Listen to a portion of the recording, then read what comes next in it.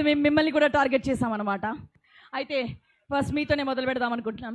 So నేను just ఎక్కువ అడగను, మీరు నాకు చెప్పారు నేను మాట్లాడను, తక్కువ మాట్లాడతాను చెప్పారు కాబట్టి క్వశ్చన్స్ అయితే అడగద్దని చెప్పలేదు కాబట్టి మేము ఇలా వచ్చామన్నమాట.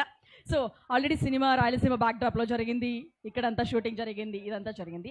సో మాకు రాయలసీమలో అంటే సినిమా కాస్ట్ అండ్ క్రూ గురించి అడుగుతాను. రాయలసీమలో వాళ్ళ గురించి ఒక పదం చెప్పమంటే చెప్పగలుగుతారా? ట్రై చేస్తానండి. ఎస్. సో ముందుగా వరుణ్ తేజ్ గారి గురించి. నాటుకోడి. కరెక్టే సార్, ఇప్పుడు సాంగ్లో చూస్తే అలానే అనిపించింది మాకు. ఎస్. ఇంకా మా డైరెక్టర్ గాంధీ గారి గురించి. రాగి సంగటి. ఏంటండి? రాగి సంగటి. Okay, it's our favourite. Yes. మరి రితిక గురించి చెప్పండి. పాలకోవా. సార్ ఓకే, సాఫ్ట్గా వచ్చారనమాట అక్కడి నుంచి ఇటు వచ్చి. Yes, nice. సో ఇప్పుడు లాస్ట్లో తమన్ గారి గురించి చెప్పండి. తమన్ ఫెంటాస్టిక్ బాంబ్ ఈ సినిమాకి.